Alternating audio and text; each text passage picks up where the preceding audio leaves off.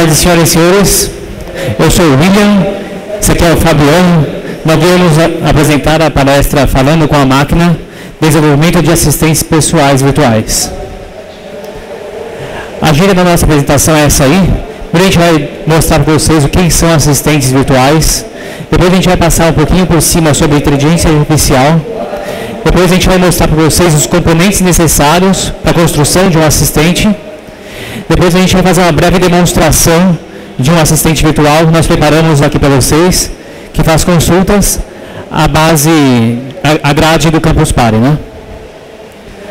Então, assistentes virtuais estão presentes na nossa história recente aqui, principalmente na ficção. Um robô assistente bastante famoso é o HAL 9000, acho que todo mundo conhece, né? O HAL 9000 é o robô assistente de uma nave no filme 2001, Uma Odisseia no Espaço, de 1968. Esse robô é capaz de fazer reconhecimento de voz, com interpretação de linguagem, conversar fluente em inglês, fazer planejamento de diálogo. Em alguns momentos ele consegue, inclusive, fazer interpretação labial. Outro bem legal que eu gosto é o Marvin, do livro O Guia do Mochileiro das Galáxias, de 1978. Ele é um robô assistente tão inteligente que ele é maníaco depressivo, que por não conseguir interagir com outras coisas tão inteligentes quanto ele. Hoje em dia nós temos alguns assistentes bem legais também já no mercado. Um deles é o Siri do iOS. Ele é capaz de fazer conversas básicas e trazer para o usuário informações como lembretes, como é que está o tempo e outras informações contextuais, né? Um outro robô que está em desenvolvimento ainda, que é interessante, é esse robô social Jibo. Ele é um robô que é capaz de manter uma conversa e também tem algumas funções como reconhecimento facial, consegue tirar fotos automaticamente do cotidiano das pessoas, consegue entregar mensagens, né, e até encomendar comida. Bom, inteligência artificial é um ramo da computação que busca simular a inteligência humana no software. Simular porque existem alguns robôs que simulam não só a inteligência humana, mas também a inteligência de uma formiga, outros tipos de inteligência. Mas aqui nos contextos de humanoides, né, que a gente está trabalhando, ele busca simular a inteligência humana. Existem duas grandes abordagens, uma mais antiga, que está retomando agora, que é a de tentar programar a inteligência. Programar a inteligência é um desafio absurdo, muito difícil. Uma outra abordagem, que é a que está em mais uso hoje, e é o que nós vamos mostrar aqui nessa apresentação, é a simulação da inteligência, né? Então a gente vai usar componentes de software que simulam a inteligência. Se vocês quiserem saber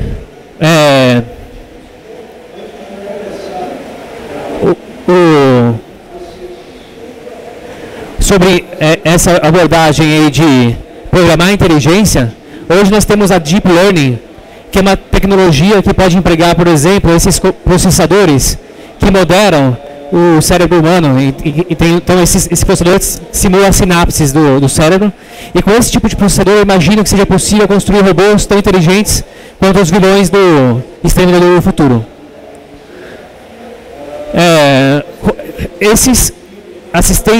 Essa tecnologia de conversação já é bastante antiga também, né?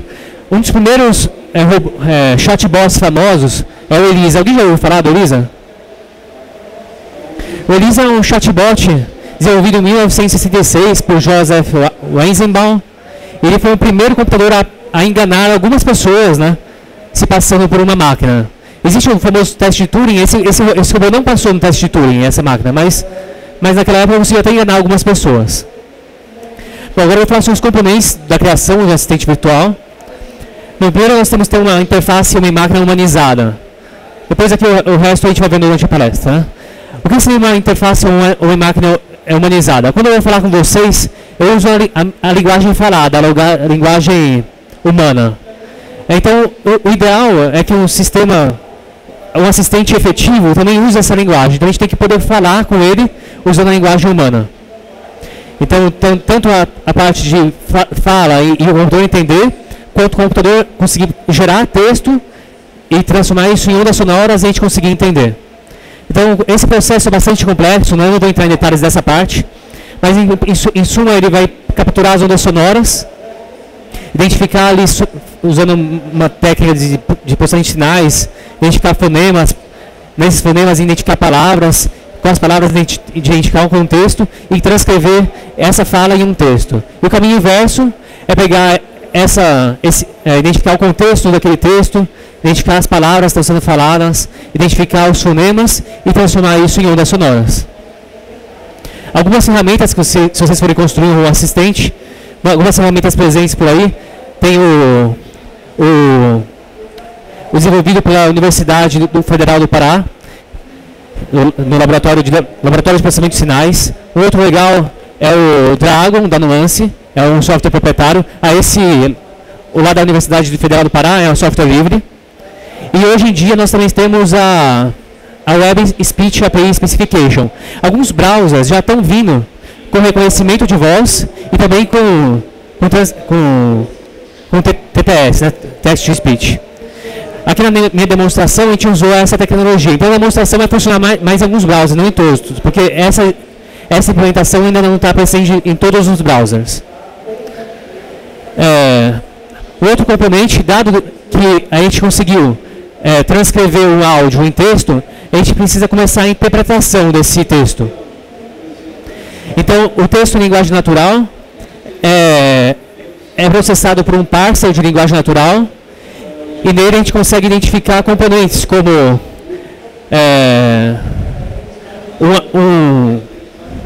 um advérbio, um sintagma nominal, um verbo, um sintagma verbal, uma sentença. Então, assim funcionaria um parser de linguagem natural. Agora a gente vai entrar numa parte que chama análise semântica. Eu vou passar para o meu amigo Fabiano para apresentar essa parte. Pessoal, acho que eu vou ter que gritar aí, desculpa, tentando concorrer aí o som. Mas é o seguinte, a parte da análise semântica é você pegar a linguagem natural e passar ela para uma representação que o computador consiga entender mais perto. Agora melhorou, né? Então, é você pegar a linguagem natural, que entendida pelos seres humanos, e transformar numa representação computacionalmente tratável. Existem N formas de fazer essas coisas. Eu vou explicar muito rasamente, assim, umas 2 ou 3 abordagens. Bem, se você perguntar para o computador, some 4 mais 5 dividido por 2, né, em linguagem natural mesmo, com certeza ele não vai entender isso, mas, por exemplo, se você passar uma fórmula matemática pedindo uma resposta, bem, isso já é mais amigável, já é mais fácil de pensar. E também está resolvendo ambiguidade e várias coisas aí com essa linguagem. Então, como eu tinha dito para vocês, depende muito do objetivo do seu assistente virtual. Você quer que ele só escute um comando de voz, ou então que ele execute um comando a partir de uma solicitação feita através da linguagem natural, ou você quer que ele responda a perguntas mais complexas, né? Perguntas do tipo factoides ou perguntas comparativas. Bem, isso, dependendo da abordagem que você escolher, dependendo do seu assistente, você tem que seguir para um caminho ou para outro. Mas hoje a galera usa muito aquela coisa de sistemas híbridos, eles colocam de tudo. Mas eu vou falar primeiro da abordagem estatística, que na verdade tem aquela semântica das companhias, né? Diga-me com quem andas que eu te direi quem és, que é a semântica dos classificadores. É uma coisa bem básica, bem simples para a questão do comando de voz, essas coisas todas, é a classificação. Então, aqui já tem um pouco de aprendizagem mesmo computacional, que é uma coisa um pouco mais densa, mas eu vou falar bem por cima. Depois vocês podem se aprofundar ou me fazer perguntas se quiserem. Então, a aprendizagem geralmente supervisionada, que é o que mais acontece, você tem ali, de um lado, você tem o rótulo da tarefa que você quer, e do outro lado você tem uma sentença que seria um pedido, né? Tipo, o professor João me enviou um e-mail hoje, então tipo assim, eu já vou rotular. Isso aqui é um pedido, uma tarefa que tem a ver com verificação de e-mail. E assim nós temos ali três tarefas distintas num corpus de texto que é bem pequenininho, que é só para exemplificar para vocês, que na verdade para ter relevância estatística, isso precisaria ter, sei lá, depende muito do seu domínio. É difícil falar assim, mas, por exemplo, para a máquina de tradução automática, para ter relevância a um texto, precisa ter mais de 1 milhão de sentenças, né, todas rotuladas, classificadas certinho. Então, o que acontece? O classificador ele vai escolher features, né, ou você vai escolher e passar para ele, que são características que conseguem diferenciar diferentes tarefas. Por exemplo, se eu fosse escolher uma feature, a palavra hoje, que é uma feature unigrama, para classificar essas tarefas, provavelmente não seria uma coisa muito boa. Por quê? Porque as 3 tarefas têm essa palavra, a palavra hoje. Mas a palavra e-mail, e a palavra chover, e a palavra circular, conseguem diferenciar as palavras distintamente. Então, isso aí é o que os classificadores vão fazer. Não que você precise implementar o seu classificador, né? Na verdade, isso aqui não vai dar tempo de falar. Mas os classificadores, você pode... existem vários pacotes hoje já prontos. Por exemplo, para Python, para Java também. Aqui em cima tem um bem simples, mas que já funciona razoavelmente bem. Nesse link aí você consegue baixar pelo GitHub esse classificador. O exemplo lá é para classificar entre diferentes línguas. Mas você pode fazer aquilo que a gente estava falando. Você pode mudar o corpus para uma tarefa de interesse seu. E agora a gente vai falar um pouco de lógica. Na abordagem lógica, acontece o seguinte, a gente começa a usar a gramática, né? Também conhecida como abordagem simbólica. Aqui a gente tem o uso de regras, né?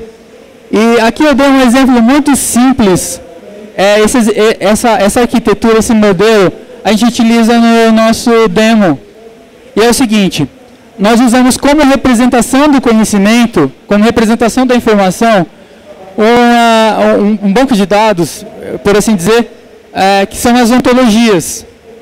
Ontologias OWL. As ontologias, elas implementam uma camada de abstração semântica que permite você fazer inferência, uma série de coisas. Mas elas conseguem, tipo, categorizar de maneira mais otimizada, vamos dizer assim. Não é um banco de dados comum. Lá você tem uma hierarquia, você consegue relações taxonômicas e daí por diante. Então, o que a gente fez aqui no começo? Criei uma gramática livre de contexto. Quem não sabe o que é gramática livre de contexto, é uma coisa muito simples. Você pode ir lá no Wikipedia e tal. Você tem aqui os não terminais. E aqui você tem os tipos aqui terminais. Claro, eu estou pulando muita etapa, mas para quem já tem um pouco mais de afinidade vai entender bem. O que acontece é que dentro da ontologia, nós temos essa informação aqui, o e-mail do Fabiano. E lá na ontologia, o Fabiano está classificado como indivíduo, e o e-mail lá é um substantivo conhecido, dentro da nossa ontologia. A gente modelou essa simples gramática aqui, e associou alguns não terminais aqui, ó, a uma semântica. O que é isso? Aqui a gente tem a parte sintática, que é a parte que vai reconhecer, e depois o decode, usando a parte semântica. Então, quando a gente começa a fazer o parsing nessa sentença, usando essa gramática do lado aqui, a gente começa a identificar os elementos. E aí a gente percebe que a gente tem uma sentença válida, e aí eu uso um algoritmo de leitura de árvore para fazer isso. Depois eu vou deixar o link da minha dissertação de mestrado que dá explicações sobre como funciona isso. E o que acontece é que depois a gente tem uma consulta Sparkle, que é a linguagem que você usa para consultar as ontologias. Então você traz uma linguagem humana que seres humanos conhecem, claro, com uma linguagem controlada, não é uma linguagem natural, e transforma isso numa representação computacional tratável, que é uma linguagem de consulta a ontologias. Você podia fazer com SQL, por exemplo. Eu acho que eu já devo ter visto trabalhos assim. Então essas são as duas abordagens para fazer o parsing semântico. Por questões de tempo e tal, não dá para falar mais que isso. E outros componentes também bastante interessantes em assistentes virtuais.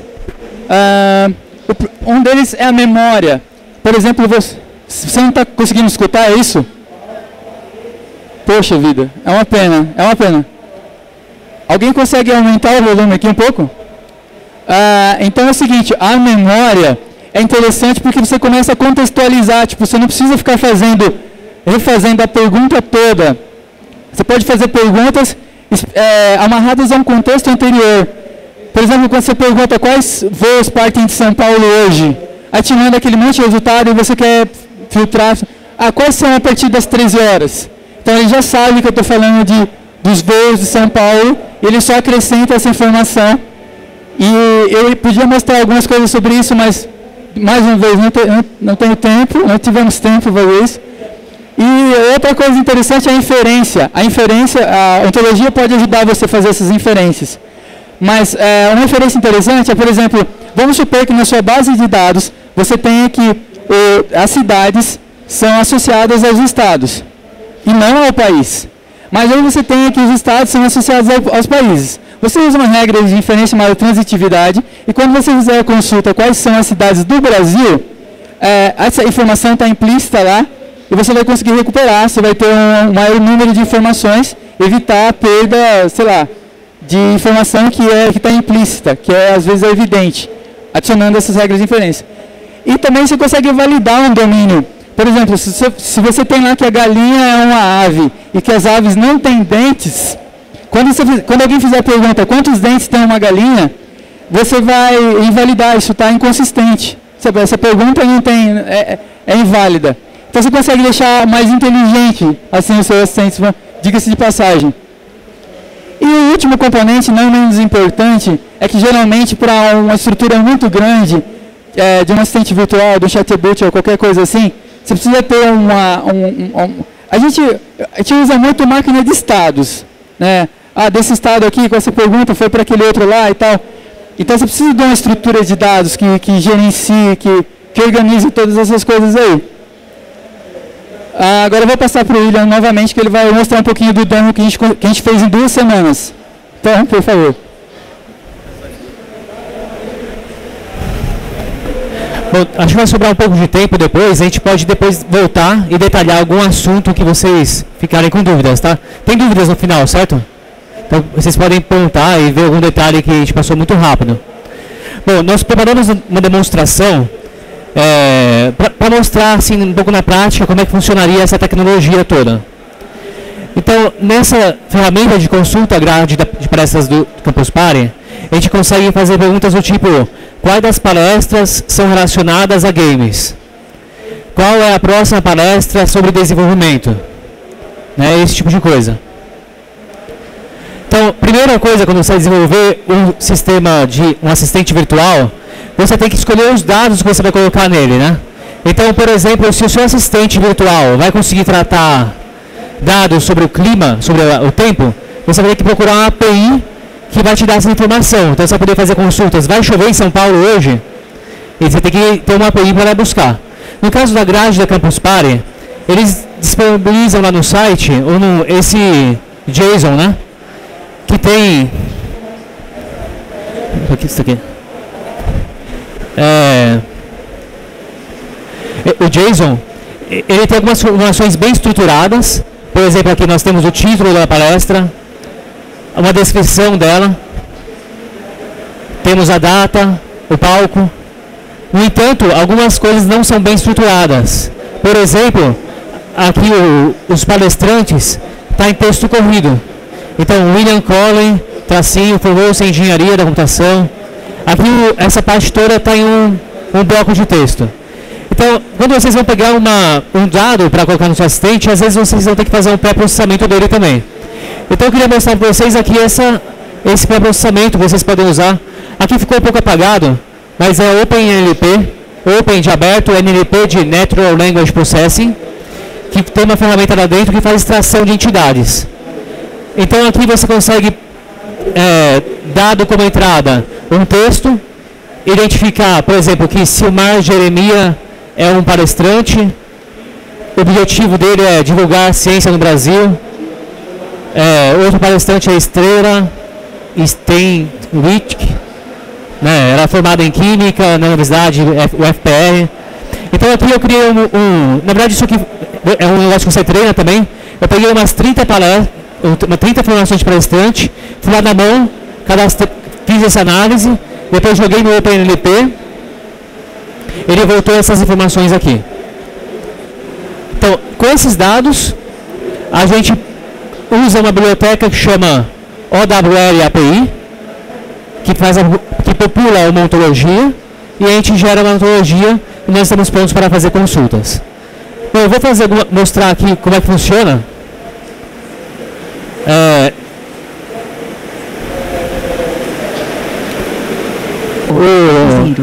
Pode colocar o áudio do meu computador? De palestras do Campus Party. Fale a sua pergunta depois de pressionar o microfone, ou se preferir, digite. Olá, campuseiro. Seja bem-vindo ao seu assistente de palestras do Campus Party. Fale a sua pergunta depois de pressionar o microfone, ou se preferir, digite. Então, aqui eu fiz uma interface, né? Então, a pessoa iria entrar no site e escutar essa mensagem. Aqui, por limitações técnicas, eu não posso simplesmente começar a escutar o que o cara está falando. Então, tem um botãozinho aqui do lado, que a pessoa iria clicar, e o browser iria começar a escutar o que eu estou falando. Acontece que aqui é impossível que isso funcione. Alô?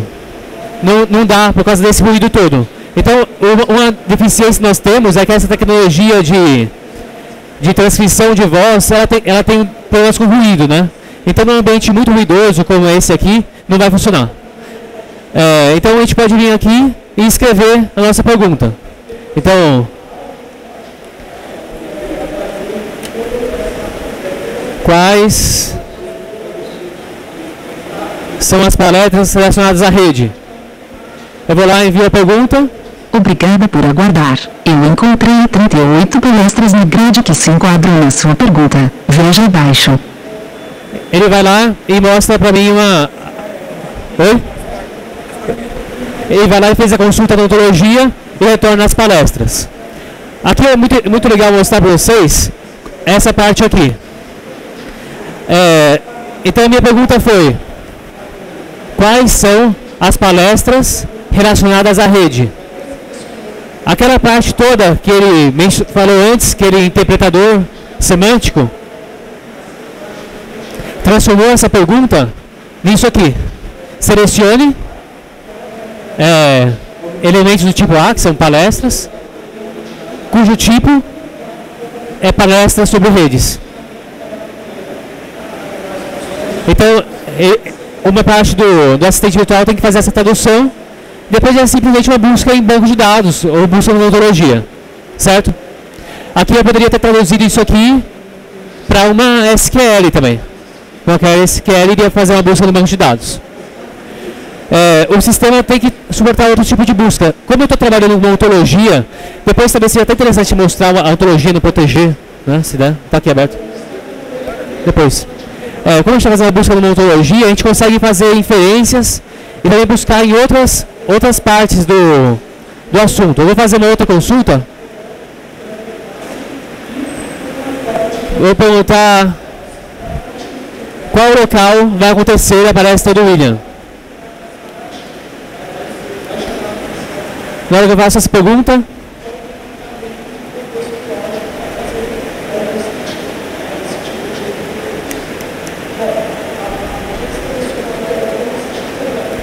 Obrigada por aguardar. A resposta para a sua pergunta é palco Júpiter. Então ele consegue buscar essa informação na ontologia e mostrar esse tipo de resposta. Aqui eu tenho os exemplos do que foi implementado, né? Então, pergunta sobre temas. Eu consigo saber, por exemplo, quais são as palestras que tem o palco Netuno. Eu já fiz esse tipo de pergunta, mas eu vou outro tipo.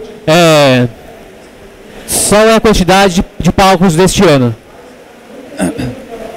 É importante acrescentar aí que é o seguinte, não é o matching daquelas perguntas e tal. A sua pergunta é 21. Na verdade é uma gramática controlada que possibilita esse tipo de construção, que transforma a linguagem. Então você podia criar uma outra pergunta desde que seja contemplada pela gramática.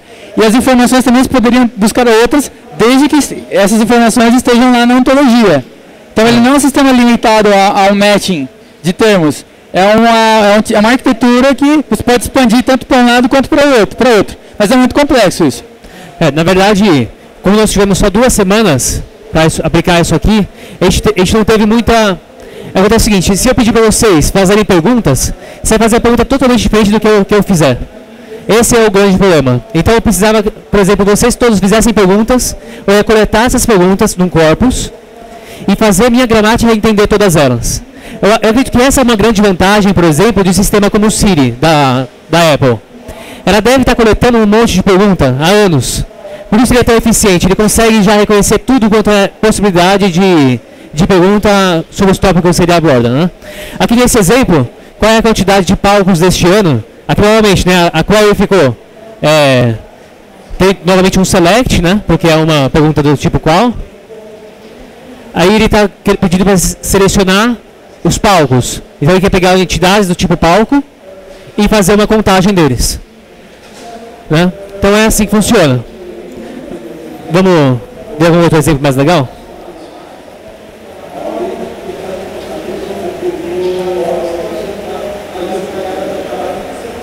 Aqui. Me deu a descrição da palestra ministrada pelo William.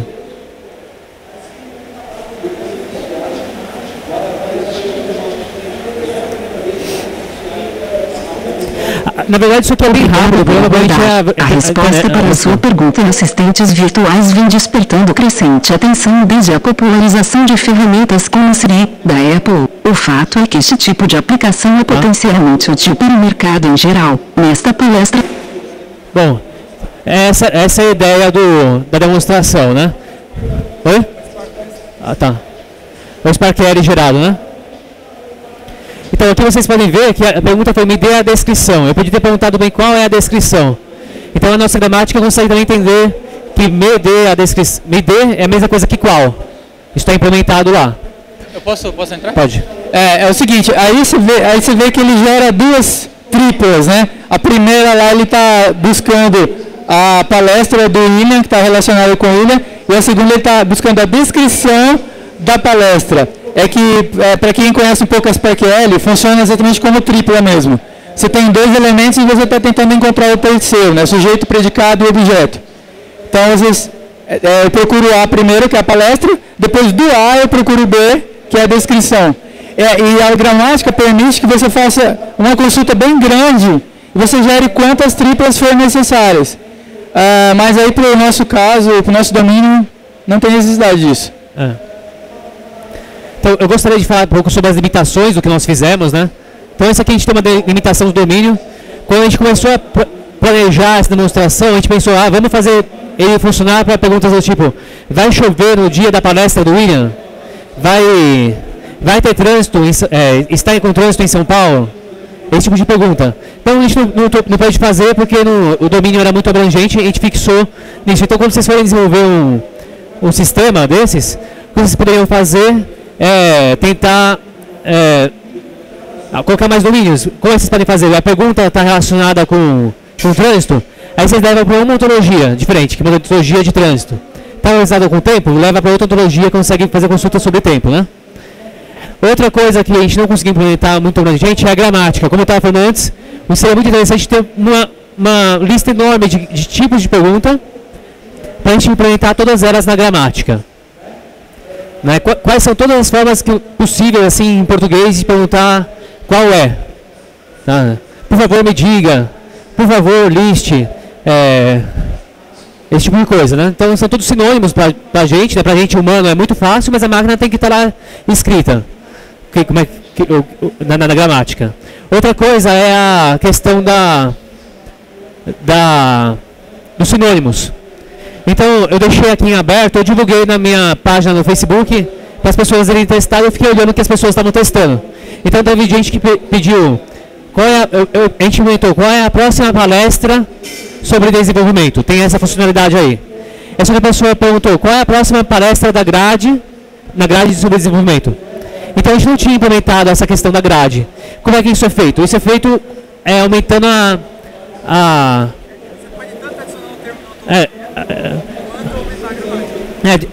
podia fazer, por exemplo, a query ser expandida. Vocês conhecem a expansão de query em recuperação de informação? É a mesma ideia. Então, você vai perguntar, por exemplo, sobre... Na internet, sobre...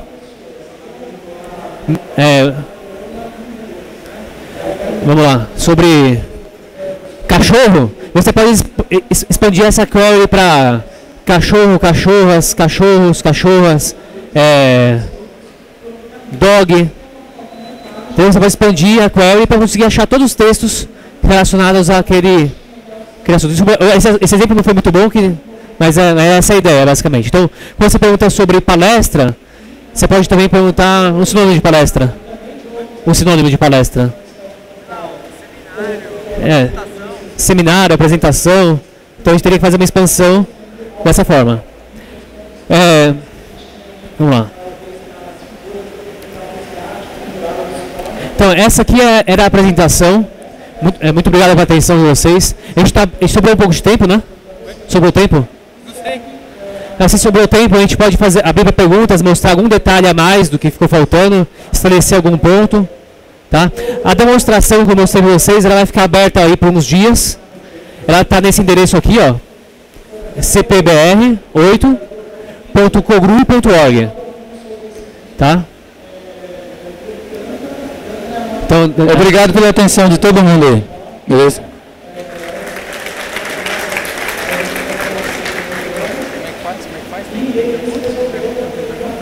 Tem pergunta? Não tem pergunta? Como é que faz? Peraí. Ah, tá. Tem uma pergunta ali, é isso? Tá bom. Oi, boa tarde. Tá. Pode falar. Fala bem o mais alto que você puder. Tá ouvindo, né? Tô. Okay. Tá, uma pergunta em relação à parte da gramática. Vocês falaram que teria que pegar uma base de gramática e jogar para dentro da sua base de domínio para poder trabalhar. Você já tem algum projeto pronto ou como fazer para fazer essa parte seja inteligente e automática para fazer a criação dessa gramática? Não, tá. É um detalhe. A questão como você está modelando a gramática é uma coisa muito complexa e muito difícil. Eu não sei se tem... Bem, o que eu posso dizer para você é o seguinte. Você pega um domínio, que aí fica mais fácil, e aí o que você vai fazendo exatamente, como eu mostrei lá no slide, naquele slide... O slide sobre... Pode passar mais para frente. Mais. Pode passar bem rápido.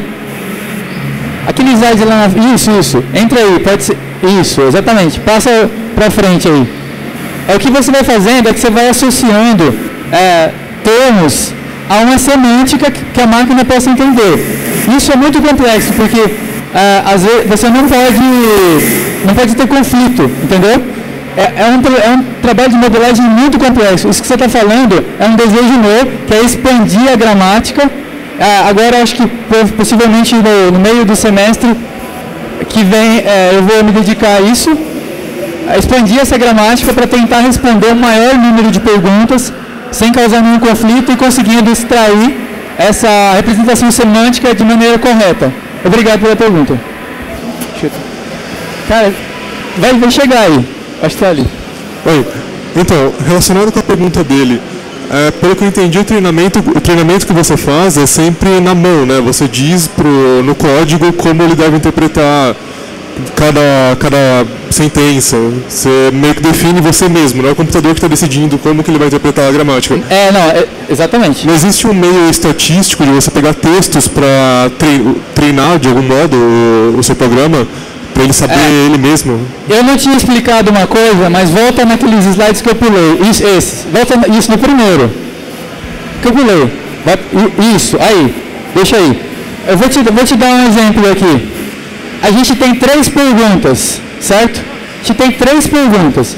Eu queria que você me dissesse qual das duas são mais similares. Pode ler com atenção.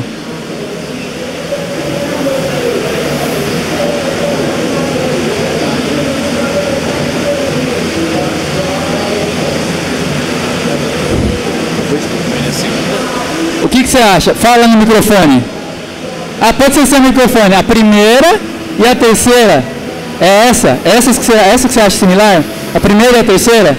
E se eu dissesse para você que agora o que a gente está fazendo a gente está interessado em assunto, a gente não quer saber de estrutura. A primeira e a terceira tem uma estrutura chamada estrutura factoide, que é justamente as perguntas que esperam um fato como resposta. E você percebeu bem, tem a mesma estrutura. Mas pode ir passando aí que eu vou mostrar. A primeira e a segunda, elas falam de termos semelhantes. Então, se você estiver interessado em capturar um assunto, aí a semântica é essa. É a primeira, é mais similar à segunda. Pode passar a próxima. Aí, se você estiver interessado, por exemplo, em perguntas factoides, em entender a estrutura da pergunta, aí realmente, a primeira e a terceira são mais semelhantes. E o último caso, que não é exatamente uma classificação, mas eu posso dizer para você que uma das características comuns à segunda e à terceira é que todas elas buscam coisas do passado. Então você chegou num ponto muito interessante. Tem como você extrair sozinho o significado das coisas? O significado das coisas depende. Depende do que você está querendo. Então a modelagem semântica é muito complexa por causa disso. Mas, exato, para um domínio, de repente para um domínio, dá para fazer uma análise, colocar algumas regras lá e conseguir extrair, induzir uma semântica. Você tem razão. Alguém quer fazer mais uma pergunta? Eu tenho duas dúvidas. O Windows Phone tem a Cortana e ele tem uma API nativa de reconhecimento de voz, etc. Seria muito difícil implementar esse tipo de reconhecimento usando essas APIs que vocês falaram, fora do desenvolvimento web que vocês usaram no exemplo? E segundo, é muito difícil implementar a interoperabilidade entre línguas ou a análise semântica, por exemplo, entre o inglês e o português seria totalmente diferente e você teria que fazer um código e uma análise semântica totalmente diferenciada. Boa pergunta. Você quer responder o pedaço da implementação? Tá. Então, posso falar? Então, a questão aí do Windows Phone, eu acho que é bem legal, que é o seguinte, a gente tem um processo que é essa transcrição do voz para texto. Isso é um processamento pesado e é uma coisa que funciona bem assim quando é implementada pelo sistema operacional. Então aqui o Chrome, ele implementa hoje. Eu não tenho certeza se ele vai para a web ou não, mas ele implementa de alguma forma. Eu não tenho certeza se ele vai para a web ou não, o Chrome. Pode ser que vá, não tenho certeza. Mas os sites que vocês usam, as APIs que vocês usam, elas são, por exemplo, uma API REST que você usa independentemente da linguagem que eu estiver trabalhando? Tá. Não, tô aqui. Ele perguntou se da questão da linguagem. A linguagem ele vai responder. Então é o seguinte, mas deixa eu falar de implementação. Agora, a questão aí dessa análise toda, essa pesquisa em ontologias, tudo isso depende de como você vai fazer. Pesquisa em ontologias não é um processamento leve, não dá para programar no celular. Aqui, esse exemplo, eu aluguei um servidor na Amazon com 8 núcleos e 16 GB de memória para rodar esse demo. E está lá no talo. Então, se todo mundo aqui começar a fazer pergunta, vai cair o sistema ao mesmo tempo, né? Então, é um processamento pesado. Agora, se você vai fazer uma busca em banco de dados, aí talvez role. Respondendo rapidamente, a parte da sintaxe é completamente diferente, é uma outra gramática. Aqui tem elementos semelhantes, todos têm elementos semelhantes, mas compostos de maneira diferente, às vezes a ordem está diferente, mas a semântica dá para ser associada assim, é uma coisa mais universal, dependendo do domínio. Tudo bom? Estou uma dúvida com relação ao contexto da pergunta. Por exemplo, se fizesse uma pergunta sobre curso, aí na segunda pergunta eu falei sobre curso, sobre desenvolvimento, e na terceira eu falo sobre leis. Ela entende na terceira pergunta que eu comecei o contexto sobre curso? Não, então, essa coisa do contexto é uma coisa são pesquisas muito recentes e realmente está caminhando ainda essa coisa do contexto. E eu não sei dizer para você que se tem um modelo que faz isso. Eu acho que não faz por enquanto. Mas eu posso pesquisar sobre isso também. Pessoal, eu acho que a gente vai encerrar por aqui, né? Você tem uma, é curta, pode falar. Tá, não. O que eu implementei lá, o Semantic Parsing, tem uma explicação de como o código foi feito na dissertação. Mas não tem linhas de código não. Se você quiser me mandar um e-mail pedindo algumas explicações, algumas coisas assim, eu disponibilizo para você. A última agora.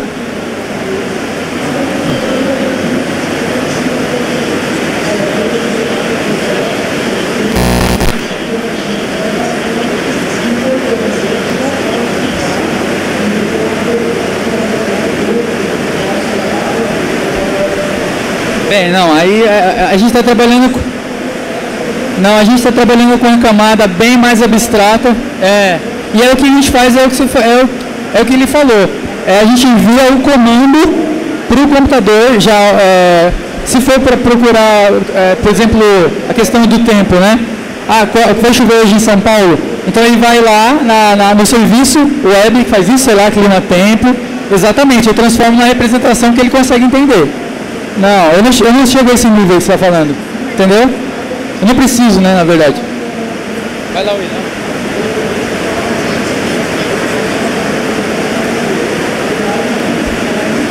Mais uma vez, obrigado a todo mundo, viu? Pode. Se quiser fazer pergunta, depois pegue o endereço lá, e-mail e tal, e manda. A gente vai estar por aqui também um tempo. Beleza?